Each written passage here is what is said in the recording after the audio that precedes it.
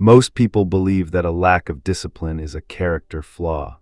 We wake up with the best intentions, staring at the ceiling, promising ourselves that today will be different. Today we will work out. Today we will study. Today we will finally build the life we know we are capable of. But then the alarm goes off. The friction of reality sets in. We hit snooze. We open our phones. We surrender to the comfort of the present moment, sacrificing the promise of our future. And the moment we fail, a familiar, toxic voice echoes in our minds. It tells us that we are weak. It tells us that discipline is a magical, innate trait, a heroic level of self-control that some lucky individuals are simply born with and that we, tragically, lack. We carry this lack of discipline as a shameful secret, a moral failing that proves we aren't cut out for greatness. Think about how many times you've made this exact promise to yourself. The gym membership you bought in January and stopped using by February. The course you purchased with total conviction, still sitting at 3% complete. The business idea you researched for a week and then quietly abandoned. Each failure doesn't just cost you time, it costs you belief. And belief, once eroded, is the hardest thing in the world to rebuild. Somewhere along the way, you probably built a private theory about yourself to explain the pattern. Maybe you decided you're someone who works better under pressure, so you keep manufacturing deadlines instead of building systems. Maybe you decided you're just not a morning person, so every early goal quietly dies before 7 a.m. These aren't neutral observations. They're stories your brain invented to protect itself from the discomfort of an unsolved problem. And every time you repeat one, you carve it a little deeper into how you see yourself. But what if I told you that everything you have been taught about discipline is a lie? What if your inability to stick to a routine has absolutely nothing to do with your character, your morals, or your willpower? What very few people understand is that the concept of discipline, as modern society defines it, goes completely against the fundamental neurobiological design of the human brain. This is not a metaphor, it is a hard, biological fact. For years, we have been fighting a war against our own biology, using the wrong weapons, standing on the wrong battlefield. We use motivational videos, self-help mantras, and sheer force of will to try and conquer millions of years of evolutionary programming. And guess what? It doesn't work, at least not for long. When you try to force discipline through pure willpower, you are essentially trying to override the most ancient, deeply ingrained survival mechanisms of your brain with a handful of cheap motivational quotes. You are relying on a psychological resource that is notoriously fragile. As ego depletion research by Roy Baumeister suggests, willpower is a finite resource that drains throughout the day. While recent science debates the exact mechanics, the reality remains. Brute force self-control inevitably leads to fatigue. And when fatigue wins, your brain defaults to autopilot. But there is a secret, a framework utilized by the top 1% of performers, athletes, and thinkers. As James Clear, the author of Atomic Habits, profoundly revealed, real discipline does not come from force, it comes from design. The people who appear to possess superhuman discipline are not actually stronger than you. They are not constantly fighting a grueling internal battle against their own desires. They don't rely on motivation because motivation is overrated. Instead, they have manipulated their environment and their psychology to make the right behaviors easy, automatic, and absolutely inevitable.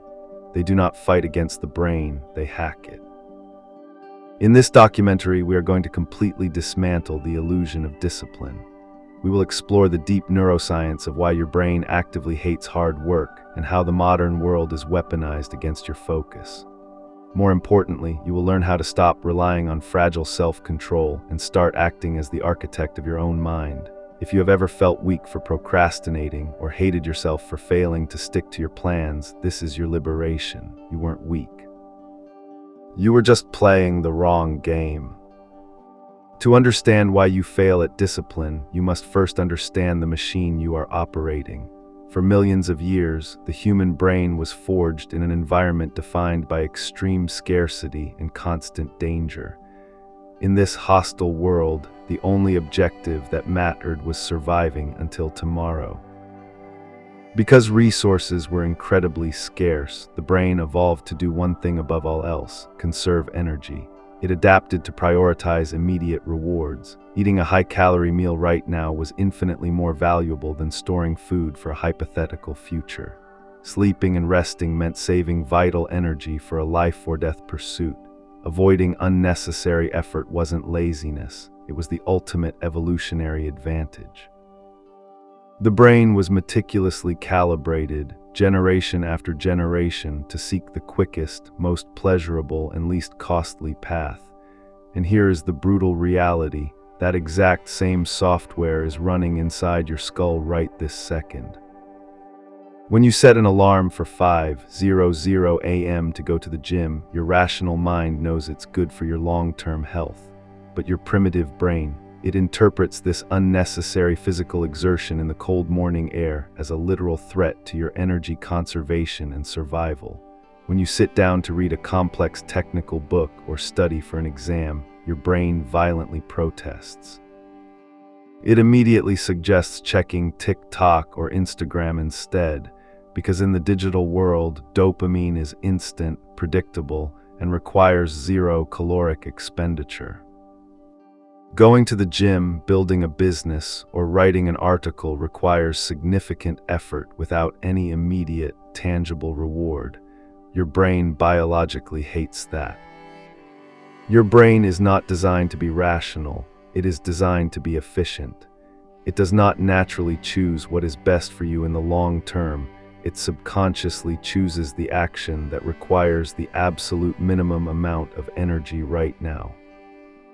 This phenomenon is known in behavioral economics, notably explored by Daniel Kahneman, as cognitive ease.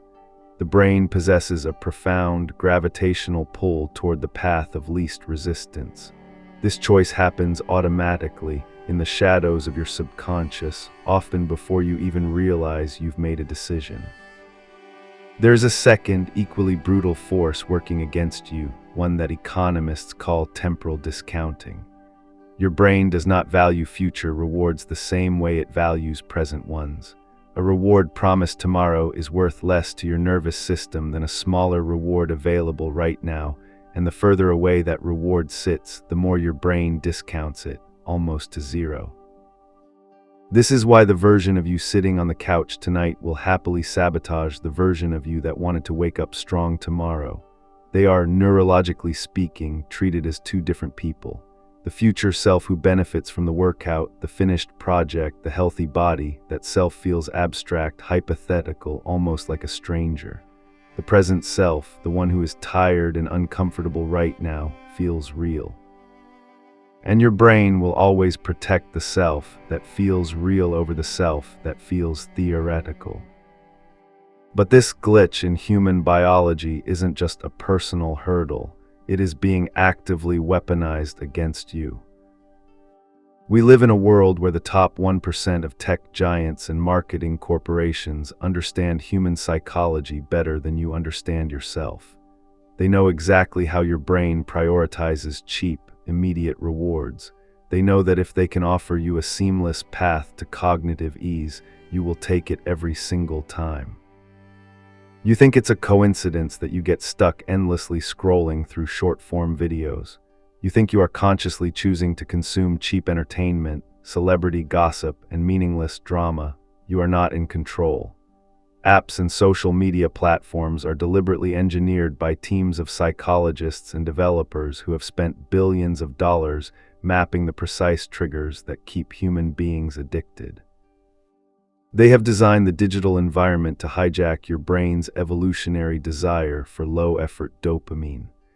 They want to keep you distracted, entertained, and docile, because as long as you are trapped in a cycle of cheap entertainment, you are not asking questions, you are not building power, and you are not becoming a threat to the status quo. Every notification, every autoplay button, every infinite scroll is a tiny, precisely engineered temptation dropped directly into the same neural pathway your ancestors used to locate food and water. You are not weak for falling for it. You are human. The trap was simply built by people who studied your biology harder than you ever have. There's a cruel mechanical detail hiding inside this trap: tolerance. Every time you consume high-intensity, low-effort dopamine, a viral video, a notification, an endless feed, your brain's reward system recalibrates its baseline. What used to feel exciting now feels merely normal. What used to feel normal now feels boring.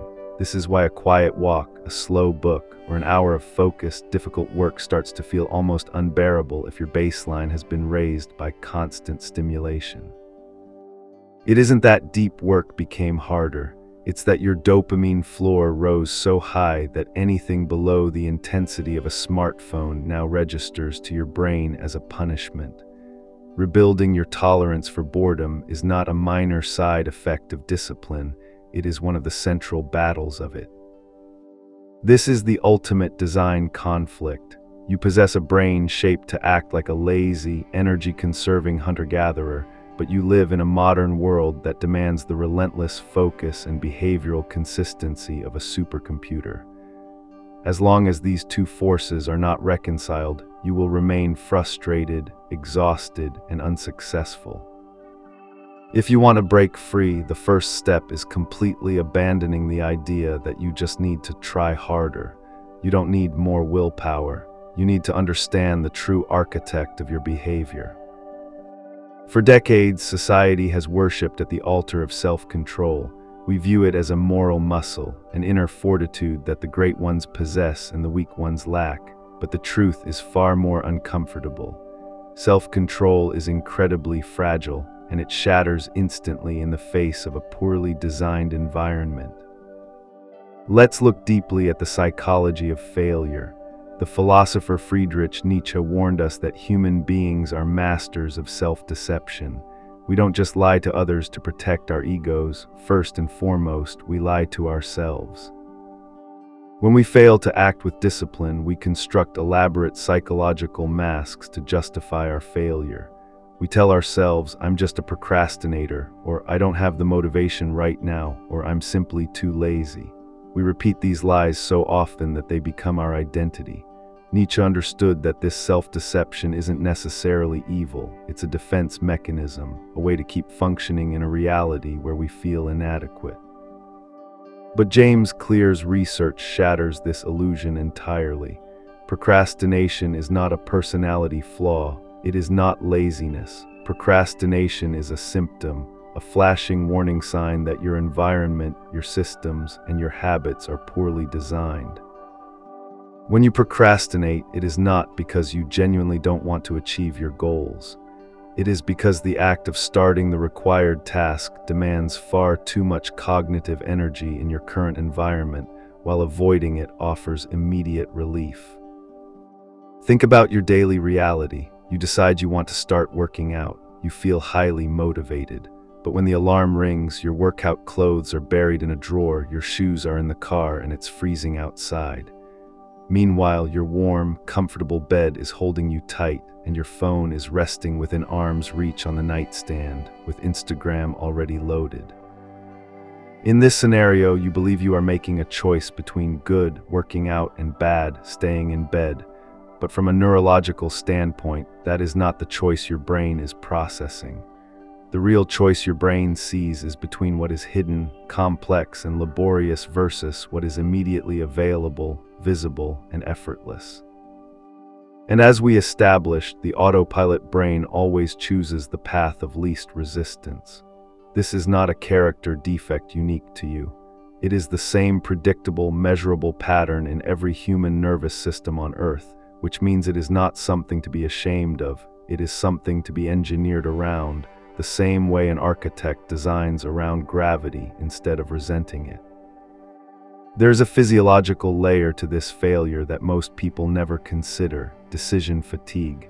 Every single choice you make throughout the day, what to wear, what to eat, which email to answer first, draws from the same limited cognitive reserve housed in your prefrontal cortex.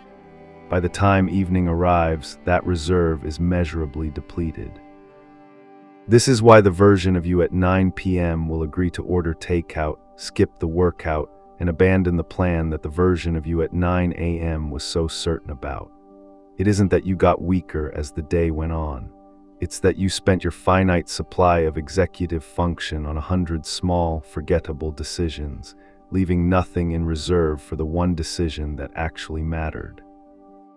Under chronic stress, this reserve depletes even faster. Elevated cortisol has been shown to impair prefrontal cortex function, the exact brain region responsible for long-term planning and impulse control, while strengthening the more primitive, reactive parts of the brain.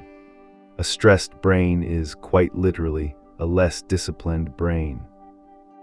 This is precisely why the disciplined don't rely on having a strong evening.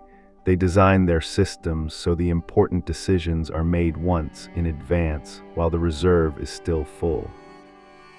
There's a famous experiment conducted decades ago by psychologist Walter Mischel that reveals just how early this battle begins.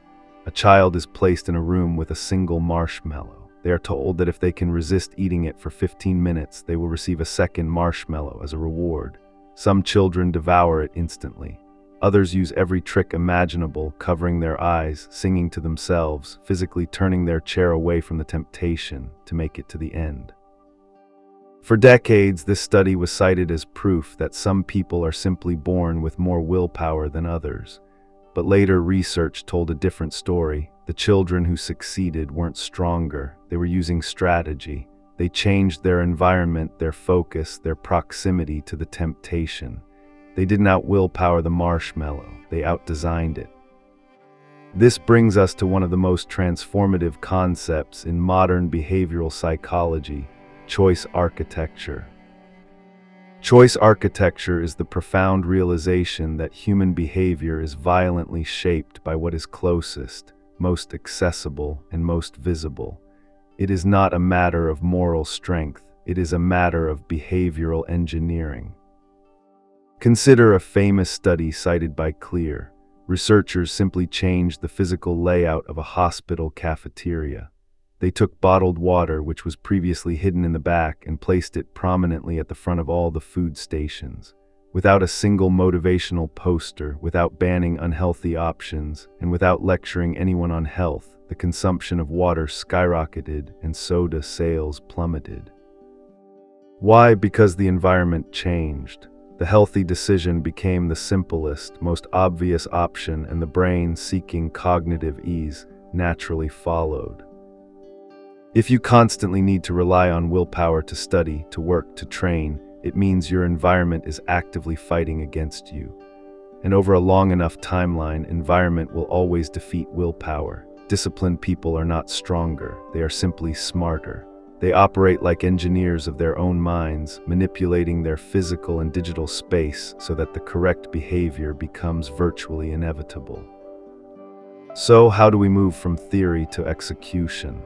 How do you hijack your brain's ancient wiring and trick it into craving the very discipline it naturally avoids? To break the chains of a poorly designed life, you must implement what James Clear identifies as the 4 laws of behavior change. If you understand these invisible laws, you can program any habit into your nervous system. Law number 1, make it obvious. Your brain responds to visual cues. If the tools required for your desired habit are hidden, the habit will be forgotten. If you want to read more, do not leave the book on a shelf. Leave it directly on your pillow so you physically have to touch it before getting into bed. If you want to work out in the morning, set a trap for your own laziness. Lay your clothes, your shoes, and your keys on the floor right where you step out of bed. What is visible is what will be executed. Making a habit obvious isn't only about physical objects, it also means making your intentions explicit. Psychologist Peter Galwitzer's research on what he calls implementation intentions found something remarkably simple. People who wrote down the exact time and location a habit would happen, I will study at 7 p.m. at my kitchen table, were dramatically more likely to follow through than people who simply intended to study more. Vague intentions live in the abstract, future-discounted part of your brain. Specific, scheduled intentions live in the concrete, immediate part of your brain, the part that actually controls behavior. Law number 2, make it attractive. Your brain needs the anticipation of a reward. If a task feels like pure suffering, the brain will eventually rebel. You must pair the difficult habit with something you genuinely enjoy. You only get to drink your favorite premium coffee while you are writing your thesis. You only get to listen to your favorite podcast while you are lifting weights. You artificially inflate the dopamine value of the hard task by attaching it to an immediate pleasure. Researcher Katie Milkman built an entire framework around this exact idea, calling it temptation bundling. In her studies, people who were only allowed to listen to addictive audiobooks while exercising at the gym showed up far more consistently than those given no such restriction. The lesson is blunt: don't wait to enjoy the process. Manufacture enjoyment by chaining it directly to the behavior you're trying to install. Law number 3, make it easy. Friction is the ultimate killer of discipline. The harder a task is to begin, the less likely you are to do it. The goal is not to do a massive, grueling workout on day 1. The goal is to reduce the habit to its absolute simplest form, something so easy it is biologically impossible to say no. Study for 5 minutes. Put on your running shoes and step outside, even if you just walk to the end of the driveway and come back. By reducing the friction to 0, you overcome the hardest part of any task, the initiation. Initiating an action requires infinitely more mental energy than maintaining it. Once you are in motion, physical and psychological inertia work in your favor. This is sometimes called the 2-minute rule, and it works because your brain doesn't actually resist the full habit, it resists the starting cost. Write a book is terrifying. Open the document is nothing. Run 5 miles is exhausting to even imagine. Put on your shoes is trivial. Shrink the entry point small enough and you remove the brain's only excuse to say no. Momentum does the rest. And here's the inversion almost nobody applies. If reducing friction makes good habits automatic, increasing friction makes bad habits die.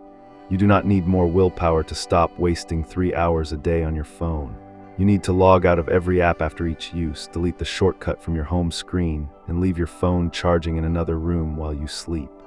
None of these steps require discipline in the moment they're set up, they require it exactly once. After that, every act of temptation now demands several seconds of deliberate, conscious effort instead of one thoughtless tap. Most people never act on a temptation that requires even 10 seconds of friction, because 10 seconds is enough time for the rational brain to catch up with the impulsive one. You are not trying to become someone who never wants to check their phone. You are trying to build a world where checking it is simply inconvenient enough that autopilot no longer chooses it by default. Law number 4, make it satisfying. Without a feeling of completion, the brain will not wire the habit into your identity. Track your progress visually. Mark an X on a calendar. The visual proof of your consistency provides a micro-hit of satisfaction that tells the brain, this behavior feels good, we should do it again.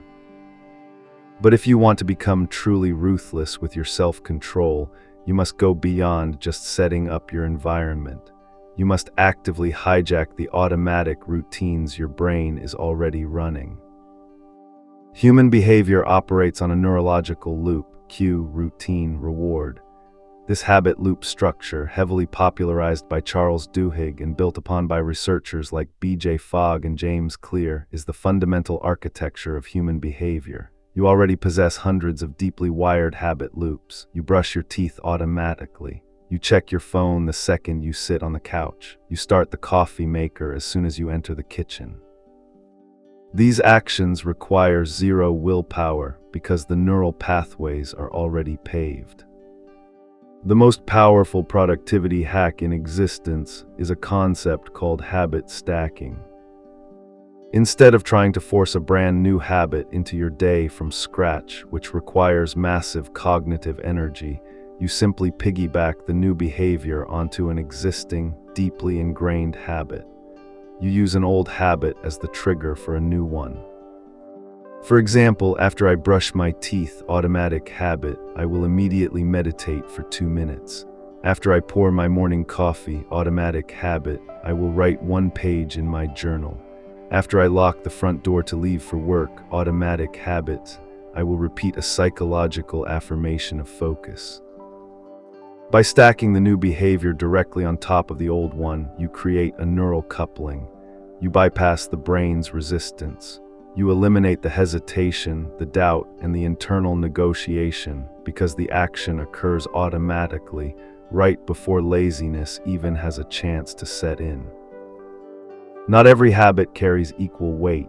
Duhigg's research points to something he calls keystone habits, small, specific behaviors that once installed trigger a cascade of unrelated improvements across your entire life. Exercise is the most studied example. People who start a consistent exercise habit don't just get fitter. Without deliberately trying, they begin eating better, sleeping more consistently, procrastinating less at work, and even managing their finances more carefully. Nobody instructed them to do any of that. The keystone habit rewired their sense of what was possible, and that shift in identity spilled into every other domain. This is why disciplined people rarely try to fix everything at once. They find the one habit that once mastered makes every other habit easier, and they build their entire system around it. Society feeds you a toxic, demotivating lie. They tell you to fall in love with the routine and do what you love and you'll never work a day in your life. This is a dangerous myth. Highly productive people do not wake up every day vibrating with passion for difficult tasks. They don't love waking up at 5:00 a.m. in the freezing cold. They don't have infinite emotional enthusiasm. What they have is a structure that ensures the necessary actions happen regardless of how they feel. They have engineered their lives so deeply that performing the hard task is literally easier than avoiding it. If you want to be disciplined, your goal is not to magically fall in love with suffering. Your goal is to make the correct action so automatic, so anchored in your environment that it becomes the absolute path of least resistance. As James Clear ruthlessly states, you do not rise to the level of your goals, you fall to the level of your systems. When you understand that discipline is a system, you unlock a terrifying level of power over your own life. But the masters of psychology, from modern researchers to historical strategists like Machiavelli, understand that the system is only the vehicle. The engine driving that vehicle is your psychology, your focus, and your identity. Highly disciplined people do not just change their environments. They operate under a distinct set of psychological laws that make them absolutely untouchable to the distractions that ruin normal people. The first daily habit of the dangerously disciplined is outcome obsession. Amateurs get distracted by how things feel. They want to look good, they want to feel motivated, they confuse mere activity with actual achievement. They work themselves into burnout on tasks that do not matter just to feel like they are being productive. The disciplined mind cuts through this noise. They are ruthlessly obsessed with the result, not the appearance of hard work. This leads to what Machiavelli might call strategic laziness. An outcome-obsessed person will focus entirely on the 20% of activities that generate 80% of the results. They are constantly analyzing their behavior, asking one brutal question: is this action actually moving me toward my goal, or am I just staying busy to avoid the difficult work? They are completely detached from their methods. If a routine isn't working, they destroy it and build a new one. They are only stubborn about the outcome. The second habit is the ruthless guarding of attention. In the modern world, your attention is your most valuable currency. Every time you give your mental bandwidth to a notification, a toxic person, or a piece of cheap entertainment, you are handing away your power. Machiavelli understood that the person who controls where their attention goes controls their entire existence. The disciplined elite treat their focus like gold. They utilize calculated inaction. When the world tries to bait them into distraction, anger, or useless drama, they do absolutely nothing. They don't react. They don't explain themselves to people who are committed to misunderstanding them. They simply ignore the noise. When you ignore the distractions of the world, the algorithms begging for your clicks, the critics praying for your downfall, you build an impenetrable psychological fortress. You build what Machiavelli called the armor of indifference. Indifference is not about being cold or emotionless. It is about absolute self-command. It means you care deeply about your vision, your systems, and your future, but you remain utterly immune to the chaotic noise around you. You do not let momentary discomfort, fear, or cheap pleasure dictate your actions. Your emotions serve you, they do not rule you. The third habit is the smallest, and yet it is the one almost nobody practices: the nightly reset. Before closing their eyes, the disciplined mind spends 90 seconds reviewing the day, not to judge it, but to prepare the next one. Clothes laid out, priorities written down, the first task of tomorrow decided tonight, while today's motivation is still available to make the decision. This single habit collapses the hardest part of any morning, deciding what to do. By the time the alarm rings, there is nothing left to think about, only something to execute. The fourth habit is protecting a single, non-negotiable hour. Not a vague intention to find time for what matters, but one specific, scheduled, defended block of the day that nothing is allowed to touch, not messages, not meetings, not emergencies that aren't actually emergencies. Most people's ambitions die not in one dramatic failure, but in 1,000 small negotiations, each one reasonable on its own. I'll skip today just this once. The disciplined mind refuses to negotiate with that voice because it knows that the exception, once granted, becomes the new rule. One protected hour, defended without exception, does more for a life than 8 scattered, interruptible ones. But everything we have discussed, the neuroscience, the environmental design, the systems, the psychological armor, all of it leads to the final, most profound level of human transformation. If you truly want to rewire your brain for permanent discipline, you must cross the ultimate threshold. No habit, no routine, and no system will last if it conflicts with how you view yourself. True transformation does not happen when you force yourself to act differently. It happens when you fundamentally decide to be someone different. As James Clear brilliantly articulates, the deepest layer of behavior change is identity. Identity shapes habits, and habits reinforce identity. Most people approach discipline backward. They say, I want to lose weight, outcome, so I will try to go to the gym, habit, even though I am a lazy person, identity. This is a recipe for catastrophic failure because your actions will always eventually align with your internal identity. The highly disciplined person flips the script. They say, I am an athlete. I am the kind of person who never misses a workout. Every single time you execute a habit, no matter how small, you are casting a vote for your new identity. And every vote you skip is not neutral either, because the absence of a vote for the person you want to become is quietly a vote for the person you're afraid you already are. When you wake up early and put on your running shoes, even if you only run for 5 minutes, you are proving to your subconscious mind, I am the type of person who does what needs to be done. When you choose to read a book instead of scrolling on your phone, you cast a vote for the identity of an intellectual, a focused mind. You aren't just changing a habit, you are killing your weak, former self and resurrecting a disciplined, untouchable version of you. No single vote defines you completely. One missed workout does not make you lazy, just as one workout does not make you an athlete, but every vote moves the average. The goal was never perfection. The goal is simply to win the majority of votes day after day until the new identity becomes self-evident, until it becomes something you no longer have to decide, but something you simply are. The world will try to break you. It will throw chaos, temptation, and cheap dopamine at you every single day. It will try to convince you that you are weak, that you are just a product of your lack of motivation, that you are destined to remain distracted and unfulfilled.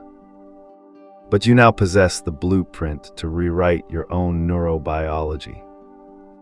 You know that discipline is not a moral failing, it is a design conflict.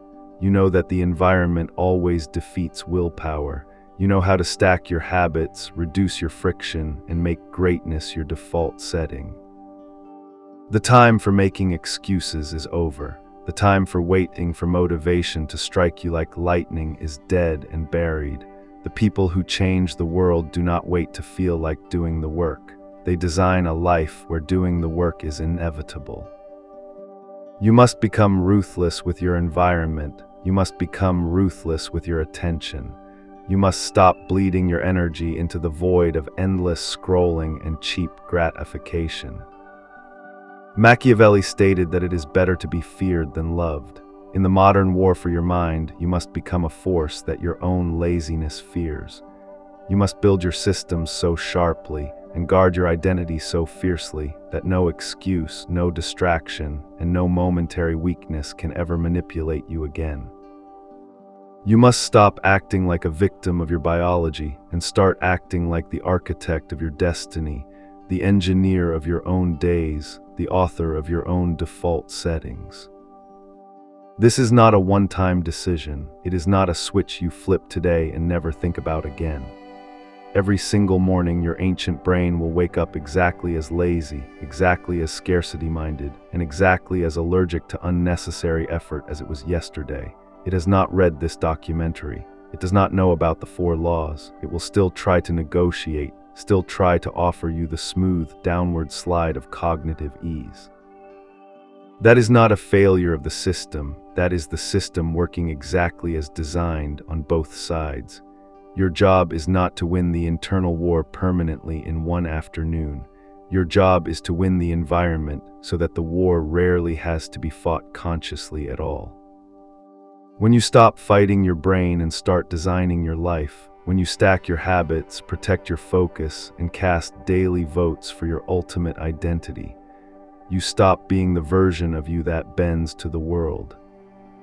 You become the version of you that rules it, not because the storm stopped coming, but because you stopped bracing for it and started building for it. You become unbreakable. You become untouchable.